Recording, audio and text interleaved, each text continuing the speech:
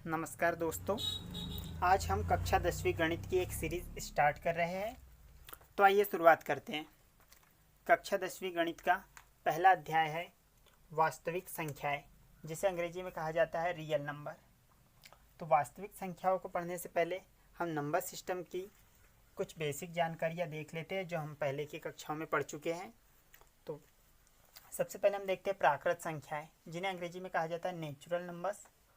तो natural numbers वे number होते हैं जो एक से प्रारंभ होकर अनंत तक जाते हैं। ऐसी संख्याओं को हम प्राकृत संख्याएं कहते हैं।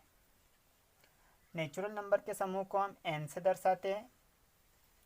इसी प्रकार से दूसरी जो संख्याएं हैं पूर्ण संख्याएं, जिन्हें अंग्रेजी में कहा जाता है होल नंबर, और होल नंबर के समूह को हम w से दर्शाते हैं। पूर्ण संख्याएं वे संख्याएं हैं जो शून्य से प्रारंभ होकर अनंत तक जाती है, पूर्ण संख्याएं कहलाती है। यदि हम नेचुरल नंबर में ज़ीरो को जोड़ दें, 0, 1, 2, 3, 4, तो यह प्राकृत संख्याओं का समूह 0 ऐड करने पर पूर्ण संख्याएं बन जाती है। आगे तीसरे नंबर पर आती है पूर्णांक संख्याएं, जिन्हें अंग्रेजी में कहा जाता है इंटीजर्स। इंटीजर्स के समूह को z से दर्शाया जाता है। पूर्णांक संख्याएं वे संख्याएं हैं जो धनात्मक और ऋणात्मक दोनों हो सकती है। ऐसी पूर्ण संख्या जो धनात्मक तथा ऋणात्मक दोनों हो सकती है पूर्णांक संख्या कहलाती है। ये 0 से लेकर 0, 1, 2, 3, 4 डैश डैश डैश अनंत तक जाती है। इसी प्रकार माइनस में भी -1, -2, -3 डैश डैश डैश माइनस अनंत तक जाती है। आगे हम देखते हैं चौथे नंबर पर है परिमेय संख्याएं, जिन्हें अंग्रेजी में कहा जाता है रेशनल नंबर। परिमेय संख्याएं ऐसी संख्याएं होती है जिन्हें हम p/q के फॉर्म में लिख सकते हैं, जहां p तथा q दोनों पूर्णांक है तथा q 0 के बराबर नहीं होना चाहिए। आगे पांचवें नंबर पर है अपरिमेय संख्या या इरेशनल नंबर। अपरिमेय संख्या ऐसी संख्या है जिनके वर्गमूल पूर्ण संख्या नहीं होते हैं। जैसे हम देखते हैं करनी 3, करनी 5, करनी 7, ये संख्याएं अपरिमेय संख्याएं कहलाती है। इसके अलावा हम ऐसी संख्याएं जिन्हें p/q के फॉर्म में नहीं लिख सकते हैं, अपरिमेय संख्याएं कहलाती है। परिमेय संख्याएं, इसके एग्जाम्पल देखेंगे हम, जैसे 1/2, 3/4, 5/6, ये सभी परिमेय संख्याएं हैं। अधिकतर बच्चों को जो परिमेय तथा अपरिमेय संख्याओं में समस्या आती है वो आती है पाई को लेकर। पाई की वैल्यू हम 22/7 लिखते हैं, जो कि एक परिमेय संख्या है। तो आइए इसे समझते हैं। बच्चों, जो पाई की एग्जैक्ट वैल्यू होती है ये 22/7 नहीं होती है। पाई की अप्रोक्स वैल्यू 22/7 होती है, लगभग मान 22/7 होता है। इसलिए पाई एक अपरिमेय संख्या है, जबकि 22/7 एक परिमेय संख्या है। आगे हम देखते हैं अभाज्य संख्याएं, जिन्हें अंग्रेजी में कहा जाता है प्राइम नंबर। अभाज्य संख्या ऐसी प्राकृत संख्याएं होती है जो एक या स्वयं को छोड़कर किसी और संख्या से पूर्णतः विभाजित नहीं होती है, अभाज्य संख्याएं कहलाती है। जैसे हम देखेंगे अभाज्य संख्याएं ये होगी 2, 3, 5, 7, 11, 13, इस प्रकार की संख्याएं। इन संख्याओं को यदि हम देखें तो इनमें एक और स्वयं के अलावा अन्य कोई संख्या से भाग नहीं जाता है। आगे वास्तविक संख्याएं। तो बच्चों, वास्तविक संख्याएं परिमेय संख्या और अपरिमेय संख्या, इन्हीं दोनों संख्याओं से मिलकर के बनती है। वे संख्याएं जो परिमेय संख्या तथा अपरिमेय संख्या से मिलकर बनती है वास्तविक संख्याएं कहलाती है। तो बच्चों, वास्तविक संख्याओं में हमें सबसे पहले जो पढ़ना है वो है यूक्लिड विभाजन प्रमेय का। यूक्लिड विभाजन प्रमेय का। तो आइए इसे समझते हैं। इसे समझने के लिए हम कुछ नंबर्स ले लेते हैं। जैसे हम यहाँ पर नंबर्स लेते हैं, पहला नंबर हम लेते हैं 17, 6, दूसरा नंबर हम लेते हैं 5, 12, तीसरा नंबर हम लेते हैं 20 और 4। तो यदि यहाँ हम देखें 17 में यदि हम 6 से भाग देते हैं तो ये भाग 2 बार में जाएगा और 5 शेष बचता है। इसी प्रकार यदि हम 5 में 12 से भाग देते हैं तो 12 से भाग देने पर यहाँ 0 बार में जाएगा और 5 शेष बचता है। ऐसे यदि हम 20 में 4 से भाग देते हैं तो 4 से भाग देने पर 5 बार में यह भाग पूरी तरह से चले जाएगा और शेषफल 0 बचता है। बच्चों यदि हम देखें तो बीच की जो वैल्यू होती है ये कहलाती है भाज्य। जिस संख्या से भाग दिया जाता है उसे हम कहते हैं भाजक। यहाँ जो वैल्यू आती है ये कहलाती है भागफल तथा जो शेष बचता है इसे कहते हैं शेषफल। इसे हम इस प्रकार से भी लिख सकते हैं, भाज्य बराबर भाजक गुना भागफल धन शेषफल। यदि हम 17 को यहाँ लिखें तो 17 को इस प्रकार से लिख सकते हैं, 17 इज इक्वल टू 6 गुना 2 धन 5। यदि हम 12 और 5 को लिखना चाहे तो हम इस प्रकार से लिख सकते हैं, 5 बराबर 12 गुना 0 धन 5। यदि हम 20 को लिखना चाहे तो 20 बराबर लिख सकते हैं 4 गुना 5 धन 0। अर्थात हमें यदि कोई दो संख्याएं दी हुई रहे तो हम दो संख्याएं इस प्रकार से ज्ञात कर सकते हैं जो कि यूनिक हो। इसे हम इस प्रकार से भी समझ सकते हैं, यदि a तथा b कोई दो पूर्णांक धनात्मक पूर्णांक हमें दिए हुए हो तो हम q तथा r दो अद्वितीय संख्याएं इस प्रकार ज्ञात कर सकते हैं कि a बराबर bq प्लस r। आइए इसे हम प्रमेय के रूप में देखते हैं।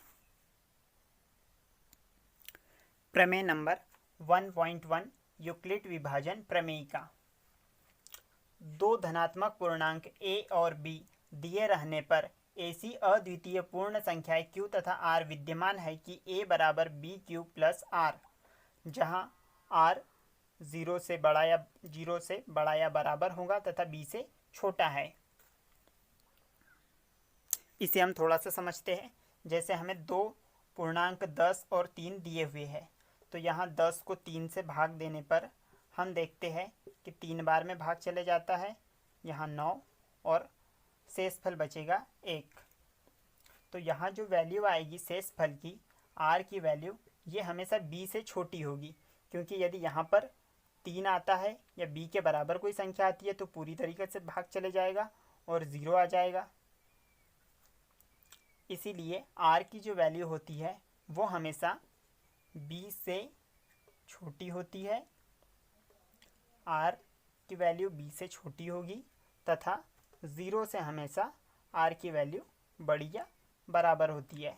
इसे हम इसीलिए इस प्रकार से लिख सकते हैं, r जो होता है ये 0 से बड़ा या बराबर होता है तथा b से छोटा होता है। आगे हम देखते हैं यूक्लिड विभाजन प्रमेयिका के प्रयोग से किन्हीं संख्याओं का HCF ज्ञात करना। तो HCF ज्ञात करने के लिए हम दो पूर्णांक 455 और 42 लेते हैं। हमें 455 और 42 का HCF निकालना है यूक्लिड डिवीज़न एल्गोरिथम या यूक्लिड डिवीज़न लेम्मा के प्रयोग से। तो इसके लिए हम सबसे पहले दोनों संख्याओं में से बड़ी संख्या देखते हैं। 455 और 42 में से बड़ी संख्या 455 है, इसलिए हम 455 से प्रारंभ करते हैं। यहाँ यूक्लिड विभाजन प्रमेयिका से यूक्लिड विभाजन प्रमेयिका से हम 455 में यदि 42 से भाग देते हैं तो एक बार में भाग चले जाएगा 42, यहाँ पर 3 शेष बचेगा। दूसरी वैल्यू हम 5 लेते हैं। यहाँ पर देखिए तो 35 में 42 से भाग नहीं जाता है, 0, और रिमाइंडर बचता है 35। यहाँ पर देखिएगा बच्चों, दो धनात्मक पूर्णांक हमें a और b 455 और 42 दिए रहने पर हमें q की वैल्यू 10 और r की वैल्यू 35 प्राप्त होती है। तो इसे हम यहाँ पर लिखेंगे 455 बराबर 42, q की वैल्यू हमारी आई 10 धन रिमाइंडर 35। अब यहाँ से हम यूक्लिड विभाजन प्रमेयिका का प्रयोग पुनः b और r की वैल्यू को लेकर करेंगे। बच्चों, हम इस प्रोसेस को तब तक दोहराते रहेंगे जब तक कि हमारा जो रिमाइंडर है वो शून्य ना आ जाए। जब हमारा शेषफल 0 आएगा उस स्थिति में जो b की वैल्यू होगी वही इन दोनों संख्याओं का HCF होगा। तो अब पुनः यहाँ हम देखते हैं 42 और 35 के लिए यूक्लिड विभाजन प्रमेयिका से।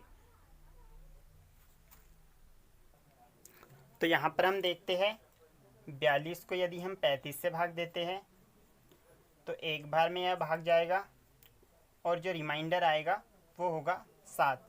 तो इसे हम इस प्रकार से लिख सकते हैं 42 बराबर 35 गुना 1 धन 7।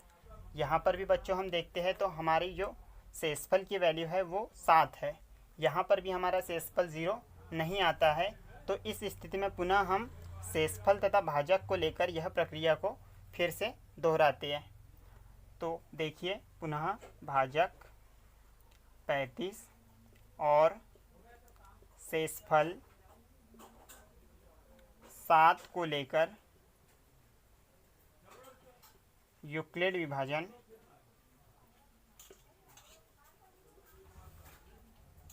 प्रमेयिका से।